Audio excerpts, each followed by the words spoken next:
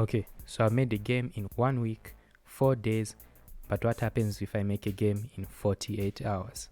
Well, let's see. But why make a game in 48 hours? Why suffer? Well, in the country I live in, we only have electricity for 2 hours a day. Yes, you heard that right. 2 hours, 120 minutes a day. My name is Marv and I'm making one game each month, so if you want to be part of the game dev journey, make sure to like and subscribe. So, people spend hours on their game, but I didn't have time to spend a ton of hours on my game, so I had to pick something simple, something that I could make, but also something new from my previous games. So, I had to think of a game idea, but my mind was blank. So one of these days, I had electricity, I watched a movie called Fury, and damn, that movie was so good, it made me feel so patriotic, like God bless America. So, I had the game idea. What if you play as a tank and fight off other tanks? But that's just every other tank game. Wait, I'm not done. Let me cook. You know, one thing they forget in most tank games is reloading. So in the movie Fury, we have a guy that's called the loader, and his job is to get the ammo from the back and put it into the turret.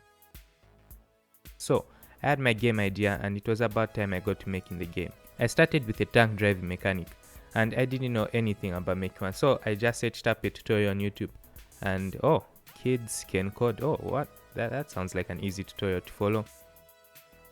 Don't let the name fool you, because this tutorial had some advanced Godot stuff. If this is what kids were watching these days instead of freaking Coco Melon, then would have been on Mars ages ago. So I took what I could understand from the tutorial and added it to my game. I used the placeholder art for the game, which I found on itch.io for free. Now that our tank can be driven, we now need to make it be able to shoot. I wanted the player to feel like you are controlling every part of the tank, so I added the turret first. You can control the turret by using the left and right arrow keys. With that done, it's time to make the projectors, and with a little bit of code we have this monstrosity. So I put a short timer. Now it's this is not how bullets work. Last time I checked. Well, pay attention in school, kids, especially in physics. So after an hour of work and tweaking my code, I finally made it work. At least kind of work. I fixed the bullets rotation and we finally have a working tank. The next system is a reload mechanic. I took inspiration from Mrs. game Endoparasitic, where you have to manually reload the revolver. I started making my own drag and drop system, and as I expected, it wasn't working.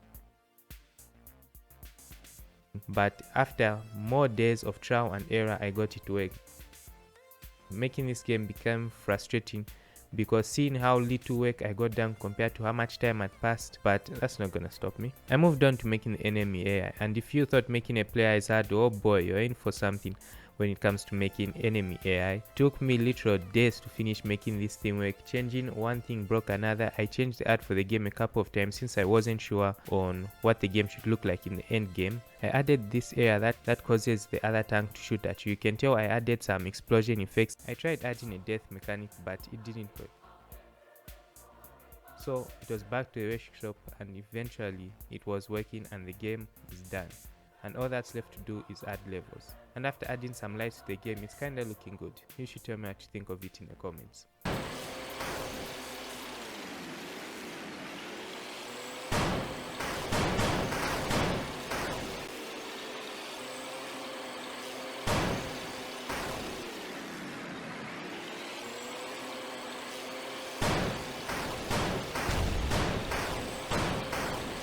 In the polishing phase, there are a couple of things I changed in the game. So for starters, I added a background that looks like it's moving, but it's really just a simple shader with a few lines of code. If you don't know what a shader is, it's basically illusions made from code. You don't really have to know how they work, you just copy people's code online and add it to your game. So the game is looking good already, if I do say so myself. And another thing I changed is that you can see that the camera has changed from moving with the character to just being fixed in one place. I changed that because I tried to make a camera system whereby the camera follows the mouse, but that tended to glitch sometimes, so I just fixed the camera into one fixed point and the game was much better already in the polishing phase.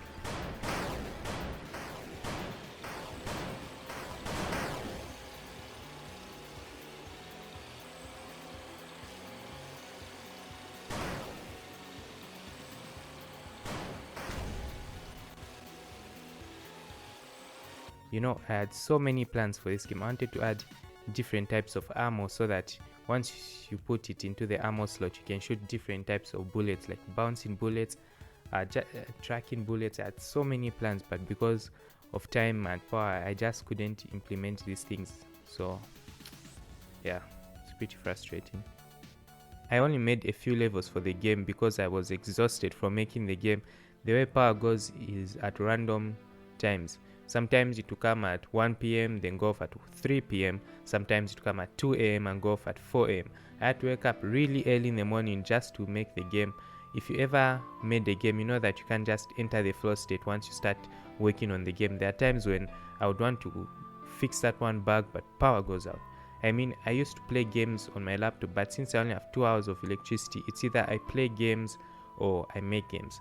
And I just wanted to finish this game as soon as possible so that I can be done with it and I can play games again.